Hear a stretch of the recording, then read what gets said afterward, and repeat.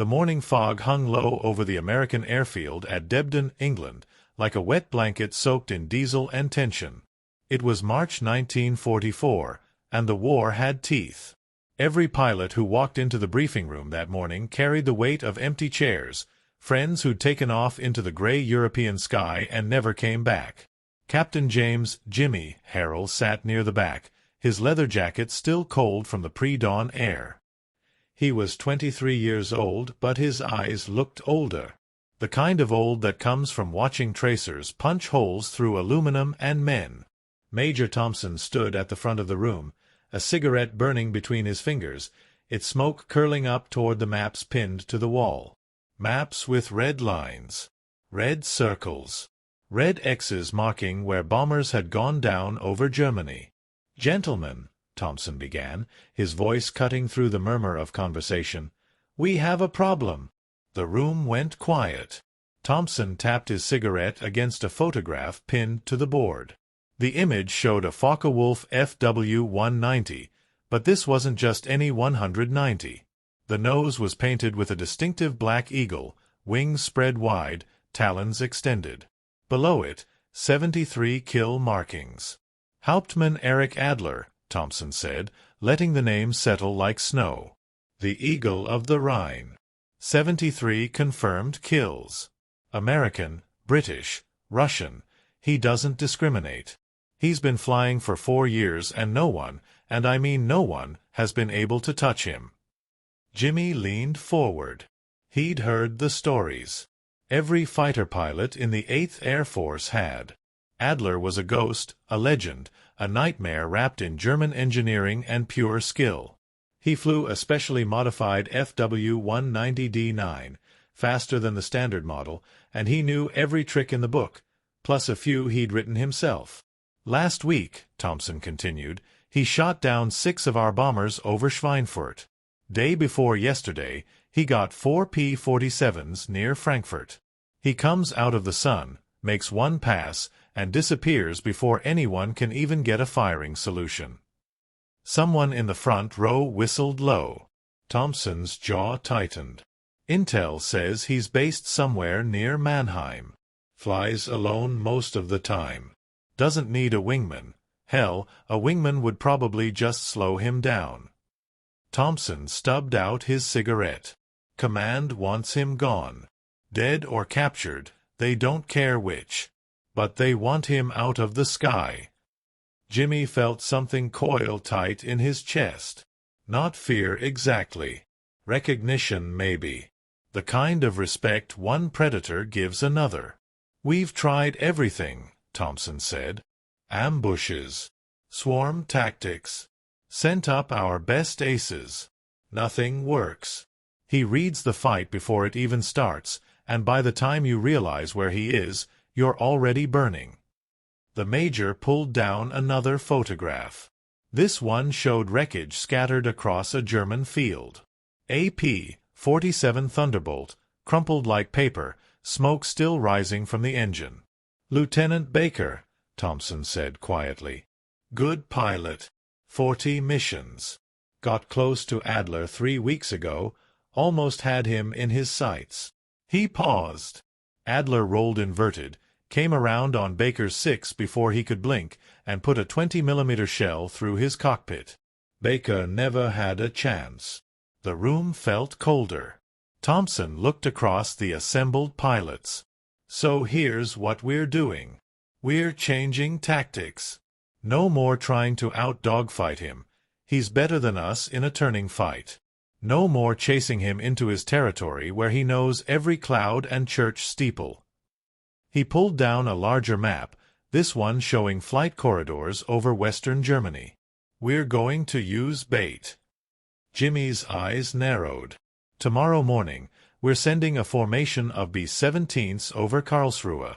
Light escort, just enough to make it look real but not enough to scare him off.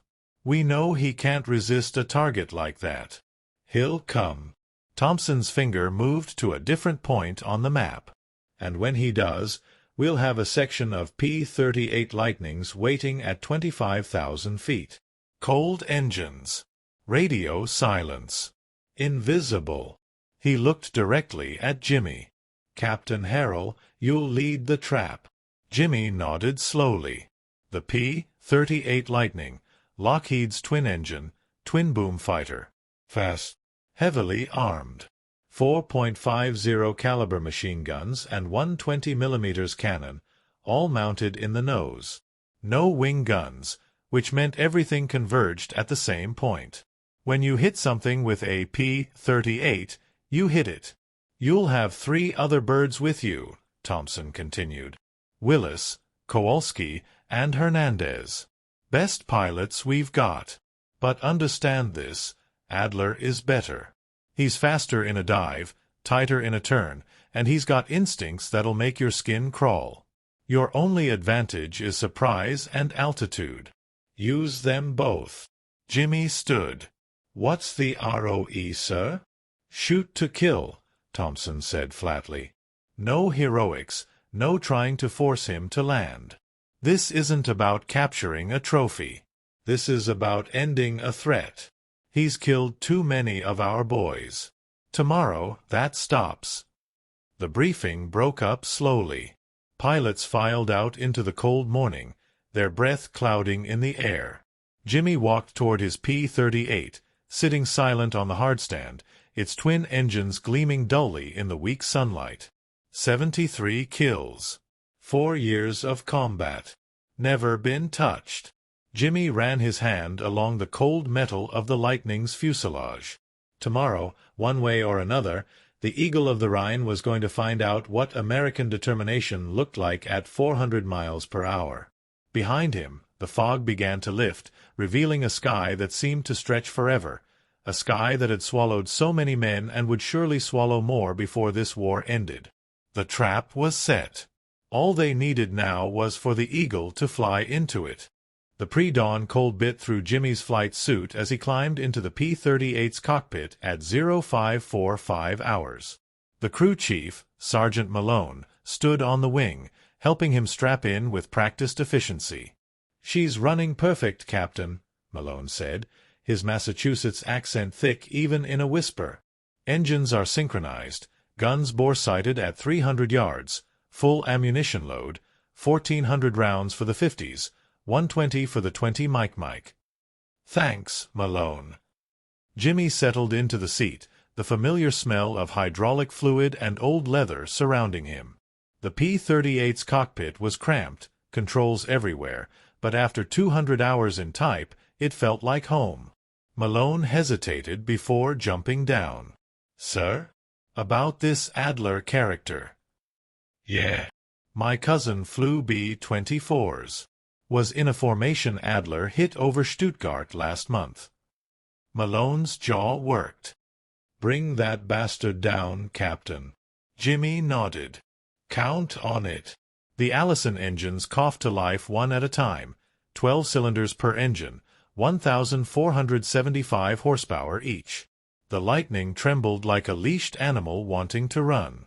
Around the airfield, 3 other P-38s were spinning up, their distinctive twin-boom silhouettes visible in the growing light. Lieutenant Willis checked in over the radio. "Hammer 2, ready."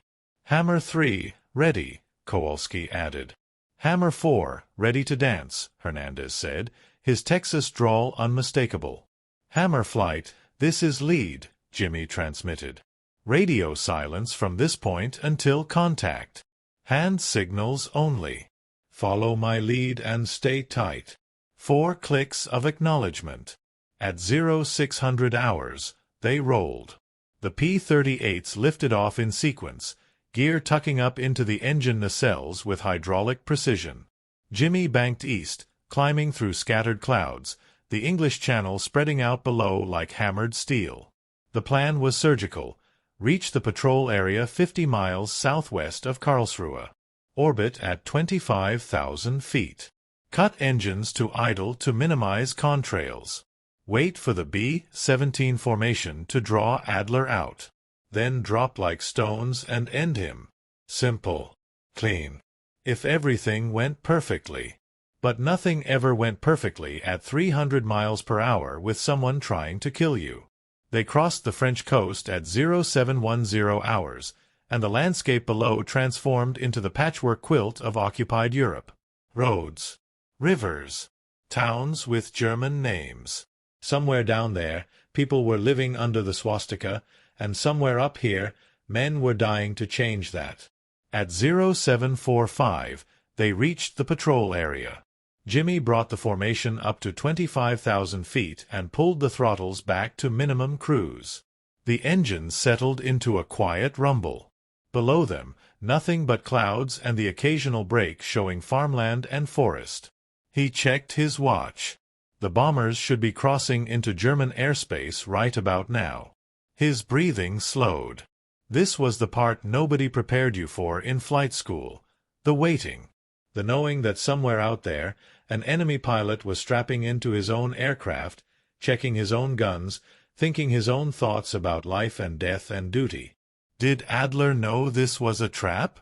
Was he already climbing into that distinctive black-eagled FW-190, or was he still in bed, unaware that this would be his last morning? The radio crackled. Distant chatter from the bomber formation, exactly on schedule. 39er, we're approaching IP. Flak at 10 o'clock, heavy. Stay tight, boys, fighters at. Then a voice, sharp with adrenaline. Bandit. Single bandit, 12 o'clock high, coming in fast. Jimmy's hand tightened on the control yoke. He's making a pass. Jesus, he's fast.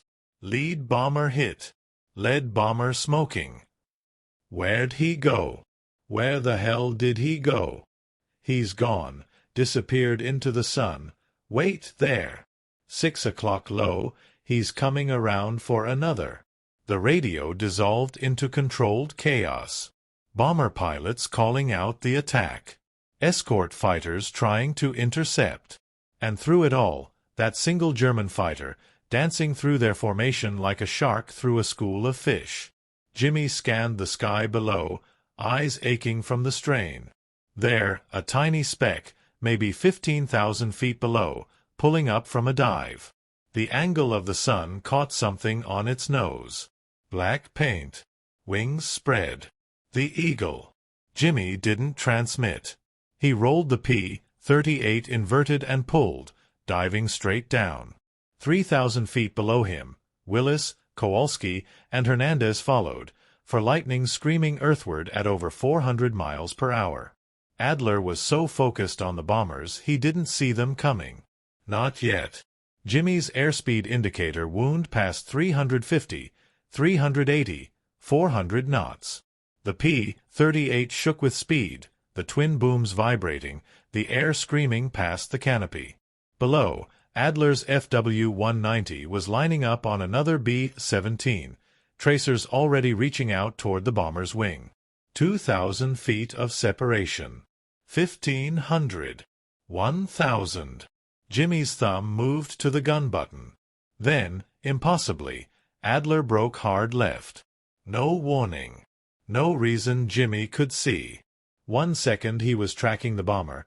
The next he was in a violent turn that put 6 GS on his airframe and threw Jimmy's firing solution. At 8,000 feet above the German countryside, the sky became geometry and violence. Jimmy pulled hard left, the G-forces crushing him into his seat, vision narrowing to a tunnel as blood drained from his head. He grunted against the pressure, fighting to keep his eyes focused on the FW-190 that was doing something no fighter should be able to do, matching his turn radius despite being a smaller, lighter aircraft. Adler was that good. The German pilot rolled out of the turn and reversed, and Jimmy caught a glimpse of the Black Eagle painted on the nose, those 73 kill marks running down the fuselage like a murder resume. The 190's engine, a massive BMW radial, roared as Adler pushed it to combat power, and the fighter accelerated like it had been shot from a cannon. "Lead, he's on me." Willis's voice cracked over the radio. "He's on me, I can't shake him." Jimmy looked left and saw Willis's P-38 in a desperate dive, Adler's FW-190 glued to his 6 o'clock, maybe 200 yards back. Adler was taking his time, making micro-adjustments, setting up the perfect shot. Professional. Clinical. Lethal. Brake right, brake right. Jimmy shouted, rolling his Lightning over and diving to help. Willis snapped into a hard right turn, but Adler anticipated it. The German pilot led the turn by a fraction, his guns tracking ahead of where Willis was going to be, not where he was. The 190's cannons opened up. 2 rounds hit Willis's right boom. 1 hit the cockpit. Willis started to say, but the transmission died. The P-38 rolled slowly to the left, nosing down, no one at the controls. Through the canopy, Jimmy saw Willis slumped forward against his harness. Dead. The Lightning entered a flat spin, falling toward the earth like a broken toy, and somewhere between 8,000 feet and impact, it would carry a kid from Iowa who'd never see his 24th birthday. Jimmy's jaw clenched so hard his teeth ached. Now it was 1-on-1. Adler pulled up from the kill, bleeding off speed, and for a moment the 2 fighters faced each other across 3,000 feet of empty air. Jimmy could see the German pilot's helmet turning, looking at him, assessing, calculating. Come on, Jimmy thought. Come on, you bastard. Let's finish this. Adler came. He rolled inverted and pulled, a perfect split S that brought him around and down, building speed, positioning himself below and behind Jimmy's Lightning. Classic energy tactics.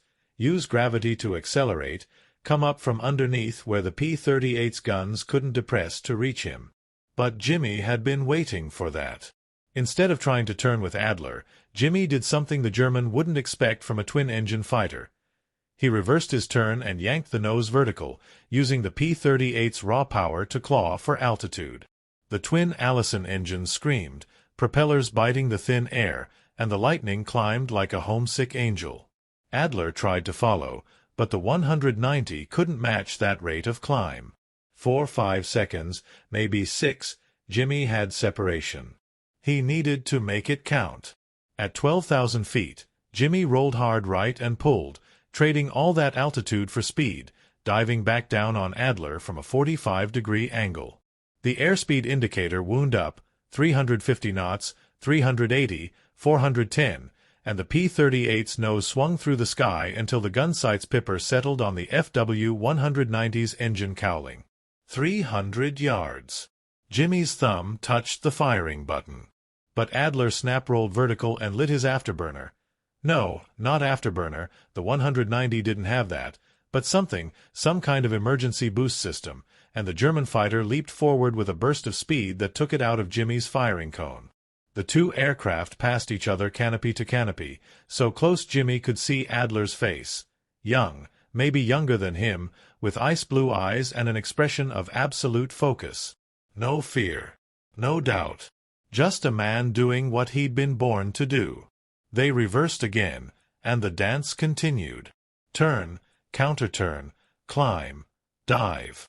Every move Adler made, Jimmy countered. Every feint Jimmy attempted, Adler read like a book.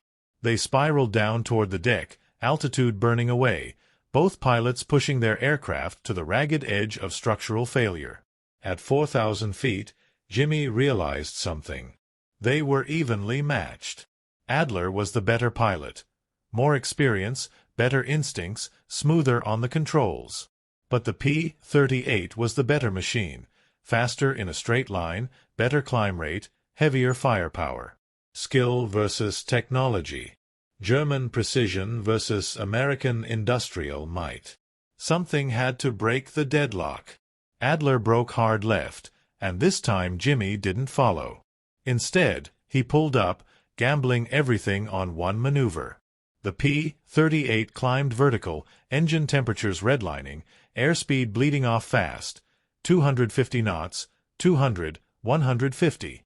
At the top of the climb, hanging in the air for one frozen moment, Jimmy kicked hard left rudder and chopped the right throttle. The Lightning snap-rolled, fell off on one wing, and came around in a maneuver the flight manual specifically said not to attempt, a hammerhead turn in a twin-engine fighter. And it put him directly behind Adler's FW-190. The German pilot saw it immediately. He rolled right, pulled hard, trying to break the lock. But Jimmy was already compensating, leading the turn, his gun sight tracking ahead of the 190's nose.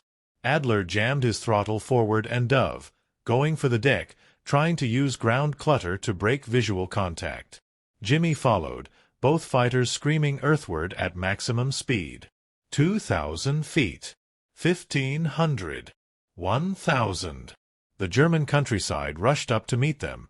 Fields, roads, a small village with a church steeple. Adler pulled out of the dive at 500 feet, skimming the treetops, pulling so hard his wingtips vortexed moisture out of the air. Jimmy pulled with him, matching every move, the P-38's airframe groaning under 7 gs of force. 300 yards of separation. 250. 200. Jimmy's guns were bore-sighted for 300 yards, but at this range, even with the convergence off, he'd hit something vital. His thumb settled on the firing button. Adler made one last attempt, a violent snap roll to the right, trying to throw off Jimmy's aim. But Jimmy anticipated it. He led the roll by a fraction of a second, squeezed the trigger, and the P-38's nose erupted in fire and thunder.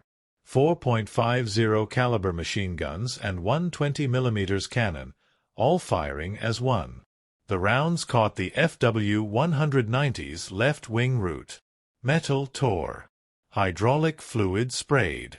The 190 shuddered, rolled inverted, and Adler tried to save it, tried to roll back upright, but the controls were gone, cables severed, and the fighter plowed into a field at 300 miles per hour. The impact threw up a wall of dirt and smoke. Fire bloomed orange and black. Pieces of the aircraft cartwheeled across the field, and then everything was just smoke and burning fuel and silence.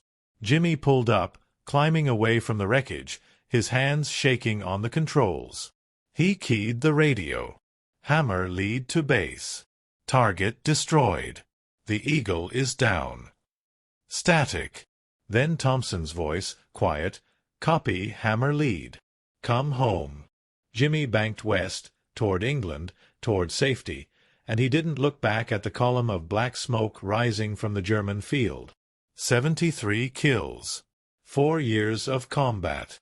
Never been touched. Until today. The Eagle had finally fallen, and the sky felt emptier for it. The P-38 touched down at Debden at 1,347 hours, the right boom still showing the dent from Adler's 20mm round that had come so close to ending everything. Jimmy cut the engines and sat in the cockpit for a long moment, not moving, just listening to the metal tick as it cooled. His hands were still shaking. Malone was the first one up on the wing. He looked at the damage, whistled low, then looked at Jimmy. "You got him?" Jimmy nodded. "Christ." Malone's expression was complicated. Relief, satisfaction, something else. "Willis." "Didn't make it." The crew chief's face hardened. He looked away, toward the empty hardstand where Willis's P-38 should have been. "Damn." Jimmy climbed out slowly, his legs unsteady. The adrenaline was wearing off, leaving behind exhaustion that went bone deep. He'd been in the air for 7 hours, 4 of them at combat intensity, and his body felt like it had been beaten with hammers. Thompson was waiting in the debriefing room with 2 intelligence officers and a cup of coffee that smelled like it had been brewed sometime in 1942. He pushed it toward Jimmy anyway. "Tell me everything." Jimmy did. The waiting. The dive. Kowalski hit. Hernandez hit. Willis killed. The one-on-one. The final pass. The crash. When he finished, Thompson leaned back in his chair. Kowalski made it back. Landed on one engine at an emergency strip near Dover. He'll fly again. Hernandez. The major hesitated. Hernandez bailed out over France. Last transmission said he was okay, trying to evade. We'll see. 3 P-38s to kill 1 FW-190.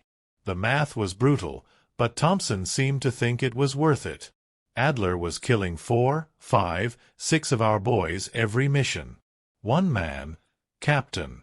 One man was doing that much damage. You ended it. But Jimmy couldn't shake the image of Willis's P-38 spinning down, or the split-second glimpse of Adler's face as they'd passed canopy to canopy. Young. Focused. Human. The intelligence officer, a captain named Reynolds, cleared his throat. We'll need to send a ground team to confirm the kill. Standard procedure. He's dead, Jimmy said flatly. I saw the impact. Nothing survives that. Still, for the record. The report came back 3 days later. The ground team had found the wreckage. The FW-190 had disintegrated on impact, pieces scattered across 200 yards of field. They'd also found the pilot, Hauptmann Erich Adler, age 26, 4 years of combat, 73 confirmed kills, Knight's Cross with oak leaves and swords, one of the Luftwaffe's most decorated aces, dead on impact. But there was something else in the report that made Jimmy read it twice. In Adler's cockpit, they'd found a photograph tucked into the instrument panel. A woman and 2 small children. On the back, in neat handwriting, Mean Jeliet family. Ich komm bald nach Hause. My beloved family. I'll be home soon. Jimmy set down the report and walked outside. The airfield was busy. Crews prepping aircraft, pilots playing cards, the normal rhythm of war. But he couldn't shake the weight in his chest. That night, alone in his quarters, he wrote 2 letters. The first was to Willis's family in Iowa. He told them their son had died bravely, that he'd saved other lives, that he'd been a good pilot and a better friend. He didn't tell them about the 20 millimeters round through the cockpit or the fact that Willis had probably never known what hit him. Some truths didn't need to be written down. The second letter he almost didn't write. But in the end he did. Dear Mrs. Adler, you don't know me. My name is Captain James Harrell, United States Army Air Forces. On March 17, 1944, I shot down your husband over Germany. I'm writing this because I think you deserve to know that he died as a warrior. He was the best pilot I've ever faced. If circumstances had been different, if there had been 10 more seconds, or if he'd turned left instead of right, or if luck had fallen another way, I would be dead instead of him. He fought with courage and skill until the very end. He did not suffer. And in his cockpit, they found your photograph. I know this doesn't make anything better. I know that words from your husband's killer are probably the last thing you want to read. But I wanted you to know that I saw him, in those final moments, and he was unafraid. The war made us enemies. But I hope, someday, when this is all over, we can remember that we were all just men trying to get home. With respect, Captain James Harrell. He never sent it. The letter sat in his footlocker for the rest of the war, next to his medals and his orders and all the other pieces of paper that marked the passage of those years. The war ended 14 months later. Jimmy flew 63 more missions. He shot down 4 more German fighters and 1 Italian bomber. He was awarded the Distinguished Flying Cross and promoted to Major. He never again felt the way he'd felt fighting Adler. Years later, long after he'd returned to civilian life, married, had kids, built a career. Years after the nightmares had mostly stopped and the war had become something that happened to someone else in some other life, Jimmy found himself at an air show in California. There was a restored FW-190 on display, painted in Luftwaffe colors. Not Adler's aircraft, but close enough. He stood in front of it for a long time, looking at the clean lines, the powerful engine, the gun ports in the wings. A docent wandered over, an old man with a volunteer badge. "Beautiful machine, wasn't she?" the docent said. "Yeah," Jimmy agreed. "She was. You know anything about the 190? Jimmy smiled slightly. "A little. Fearsome aircraft. The Germans had some incredible pilots flying these. Absolute artists." The docent shook his head. "Makes you wonder what they could have done if they hadn't been on the wrong side," Jimmy didn't answer. He thought about Willis, 23 years old, dead in the sky over Germany. He thought about Adler, 26, with a wife and 2 kids he'd never see again. He thought about all the men who'd climbed into machines like this one and never climbed out. "You okay, sir?" the docent asked. "Fine," Jimmy said. "Just remembering." He walked away from the FW-190, back toward his car, back toward his life. The sun was warm on his face. Somewhere, children were laughing. Somewhere, the world was at peace. But in the quiet moments, late at night when sleep wouldn't come, Jimmy Harrell still saw it, a black eagle painted on gray metal, diving out of the sun, unstoppable and deadly and beautiful. And he still heard the question that had no answer. What was it all for? Not victory. Not medals. Not glory.